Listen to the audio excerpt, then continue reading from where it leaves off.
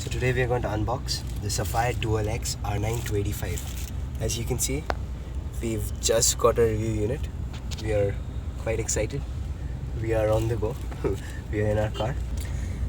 We just can't wait to get our hands on it. So we're going to start right away for you guys.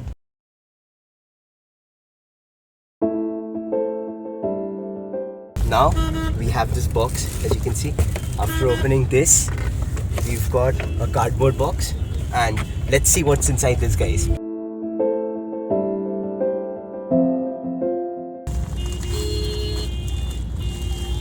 And here we go. Nice, the Dual X, as you can see there are two fans. Oh, beautiful.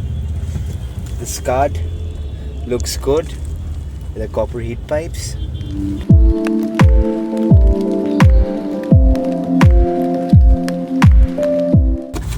Sorry for it being a little untidy, because we are doing it on the go. Let's see what's inside this. Oh, like I guessed, in case you don't have a power supply 6-pin output, okay, they've given this adapter, and they've given this too. This is, I guess, another 6-pin, two 6-pins they've given. But I'd suggest if you don't have this from your power supply, change your power supply, because getting these through Molex, if your power supply does not support this, it's a little risky. So there's that. A usual VGA, DVI to VGA. Okay, so that if you have a VGA cable and you want to connect to the DVI, that's possible with this. The manuals, user manual. Here's something manufacturer, where did they manufacture this, that. The driver CD.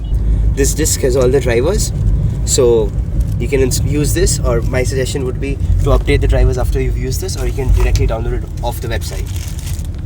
This pack bundles an HDMI cable, which is nice. Sapphire is doing things right. Thank you, Sapphire. And what's this? The last bit. Looks like this is this a mouse mat? Probably they've given us a mouse mat. Now we'll get deeper into the technical specifications of this product. This card has 918 MHz of core clock, 1375 MHz memory clock. It has 1792 stream processors or shader units. The memory bus width of this card is 256-bit. This card has 2 GB DDR5 memory at 5.5 GHz. This uses a PCI Express 3.0 slot, although it will also work with PCI Express 2.0 or 1.0. Let's take a look at the input-output port now. It has one DVI port, one DVI-D port, one HDMI 1.4 port, and one PCI Express 2.0 port. This card supports 4K. If you're using 4K, you should use the display port, as this has 4K at 60 Hz native support. The HDMI port supports 4K at 30 Hz. What you should notice is this card does not have the oomph to drive games at 4K. Now let's take a look at the chip. The chip of this card is based off 28nm process. The GPU is codenamed Tonga and is based on the GCN 1.2 architecture. The TDP of this card is 190 watt, down from the 250 watt TDP of the R9 280, which this card is directly replacing in AMD's lineup. This card uses two 6-pin power connections of your power supply. Get a 600 watt power supply to use this product hassle-free. This card features two Dual X open air cooling units, which keeps your card relatively cool, as this card ramps up to maximum 75 degrees with ambient temperature of 28 degrees centigrade. You need a minimum of 10.25 inches clearance in your computer to accommodate this card. The cooler extends a little beyond the PCB. This is something that you must notice. The other thing that you must also notice is that this card is a double slot card. Thereby, you have to make sure that you have at least 2 slots vacant inside your cabinet to accommodate this card. There are 2 copper heat pipes to keep things cool. With the latest developments in crossfire technology, namely XDMA, AMD lets you crossfire these cards directly through the PCI Express slots, and thus there are no proprietary crossfire connections. As you can see, there are no crossfire connections. Now, let's get in to the specifics of the APIs that this card can use. Although this card can support AMD's Mantle API in games like Battlefield 4 and Thief, this reduces the CPI overhead and gives developers direct and more efficient control over your hardware. The 2 gigs of VRAM proves to be a huge bottleneck here. Just so that you know, this will support DirectX 12, which also reduces CPU overhead massively, so no worries on that segment.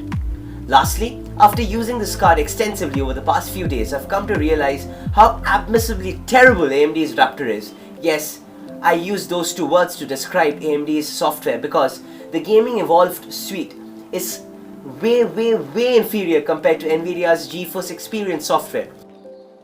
Although this by no means suggests that the hardware that AMD makes is bad. No, absolutely not. It is fantastic.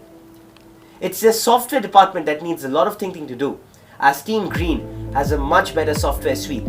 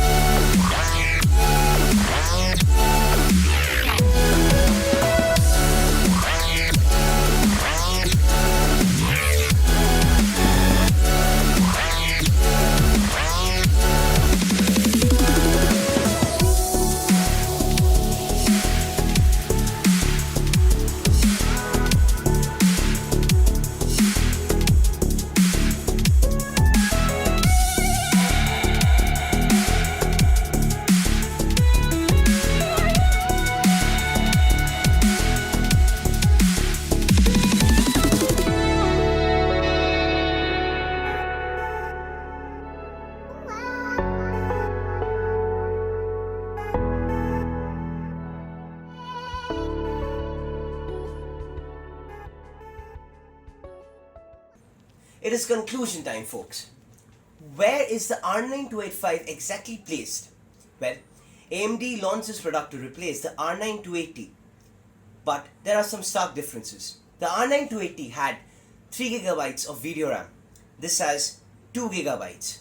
Another thing is, at this price point, like I'd said for the R9 280, Team Green, Nvidia, has the GTX 960, which is much better than these cards because of the new Maxwell architecture.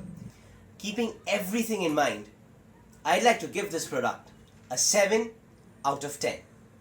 These are our awesome sponsor, guys. They provide us with every piece of equipment we unbox and review. They are IT Arena at eMall, Kolkata. They have headphones, PlayStations, peripherals like keyboard and mouse, speakers, laptops, tablets, computer parts like graphic cards, processors, motherboards, RAM kits, and all types of electronic and gaming equipments that you can dream of, and everything at the best possible price. Visit IT Arena on the first floor at eMall, Kolkata in India. Thank you for watching our video. If you like this video, like it. If you did not like it, dislike it. And if you think that the work we are doing over here is helping you anyhow, please subscribe to our channel, as that is going to help us out greatly. Over and out.